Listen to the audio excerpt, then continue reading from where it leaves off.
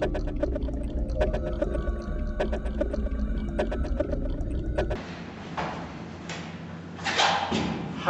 I'm Jacob Cohn from 7 Minutes, and in the next 7 minutes we'll be investigating various environmental issues in Latin America.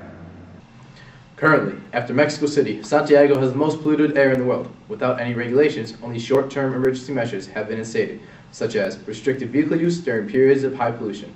But what about the effects of free trade on pollution in the developing countries of Latin America? It is expected that as free trade increases, then pollution will increase as well. On the effects of free trade, we have Dr. Juan Domingo Pizarro Vasquez de la Hoya V Lopez Fox. Of course it's expected to increase higher pollution intensity. First, the relative costs of monitoring and enforcing pollution standards are higher in developing countries. There are few trained personnel, and the quandary of starting new governmental programs when policy is generally on reducing financial burden. However, Nancy Birdsall and David Wheeler disagree in their article entitled Trade Policy and Industrial Pollution in Latin America. Where are the pollution's havens? One idea they suggest is that openness and the resulting of competitive pressure will increase investment in the latest technology. The newest and most efficient technology generally embodies cleaner processes, reducing overall emissions. Let's take a look at an actual example and see what happens. In 1973, barriers to foreign investment were eliminated, along with import restrictions, and tariffs were reduced to the current low of about 15%. Restrictions on industry for environmental reasons were not even considered. In 1990, the new democratic government intended to address this issue. However, responsibilities were widely spread among the various agencies, and basically nothing was accomplished. Thus, Chile represents a case study of an open economy with non-existent pollution standards. A Chilean government official had this to say about free trade. Interestingly enough, some industries have come to us to try and establish pollution standards. They assume it will cost less to work out mutually negotiated standards. In the end, the fact that cleanliness is embodied in newer equipment and processes and the shareholder effect pushed industry towards exceeding local standards. This shows exactly what Birdsall and Wheeler suggested. Openness in trade will produce cleaner industries. Peru is home of the world's largest expanse of tropical glaciers. In the small Peruvian towns, the glaciers provide these towns with drinking water and hydroelectricity. But with the common knowledge of the glacier melting, there are large catastrophic impacts for the country's economy, and daily human life is also heavily impacted. Since the 1960s, the glaciers have shrunk by 22%, and there are several implications to the people and the land when the glaciers melt. One of these dangers is that when the ice melts, the newly formed lakes may send water cascading down the mountainsides, eventually causing massive amounts of erosion. The lakes sliding down the mountain can all cause mudslides, which are extremely lethal to the villages below. Hi, I'm Anna Tuesa with 7 Minutes. Yesterday, I had the chance to meet with recent mudslide survivor Juan Pizarro. Here's his heart-wrenching story. Oh, hola! Hola, yes.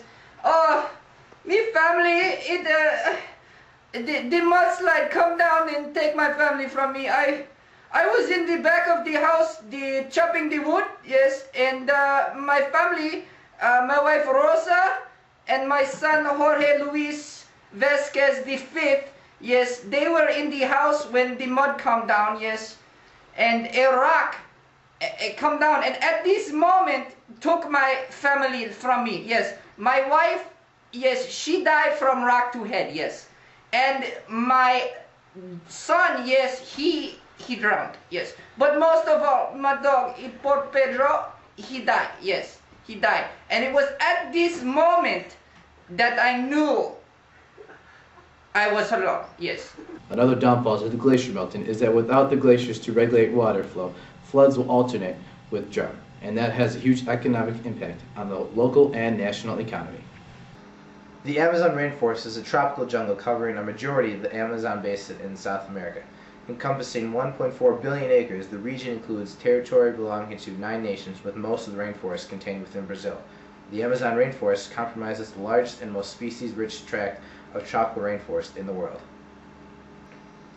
The Amazon rainforest deforestation is a matter of conflict between those that wish to tap into the valuable resources the Amazon region provides, in the form of timber, land for farming, and government projects. However, there are those who argue that the rapid deforestation of the rainforest has negative impacts not just for those living in the region, but also for the rest of the world. Stop cutting! Start hugging! Stop cutting! start hugging. And the rainforest is being destroyed because governments and huge corporations want the trees and land for building roads and stuff. It's bogus, man. At today's rate of deforestation, 55% of the Amazon rainforest will be gone by the year 2030. That's a disaster for the local plants and animals. No, guys, that's bad. That's bad.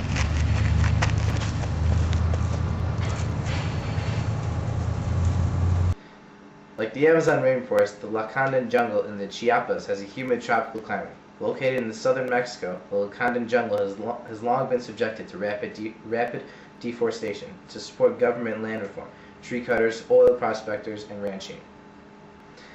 The onslaught of deforestation continues today as new immigrants arrive and acquire new land for substance. These people slash and burn farmers and ranchers, cut down trees, and leave the land exhausted beyond repair. The local governments in the Chiapas case placed much of the blame on the Zapatista revolutionaries for causing the social and environmental crisis. Well, the destruction is due to the ignorant farmers and indigenous communities practicing slash and burn agriculture. Of course the rebels also abuse the government, which is exactly why we need to get the rebels and ignorant farmers out of there, to conserve the land. While human activity always has some impact on the environment, the Zapatista and indigenous communities have issued strict rules with respect to the environment. Many of the Zapatista settlers have fled to the Lacandan to avoid persecution by the Mexican government. While the Zapatistas and other indigenous communities are being scapegoated, the fact remains that much of the environmental damage corresponded directly to the Mexican government and multinational corporations. Well, folks, that's all we have for tonight. Again, my name is Jake Cohn, and this has been a 7 Minutes production. Thank you, and have a great night.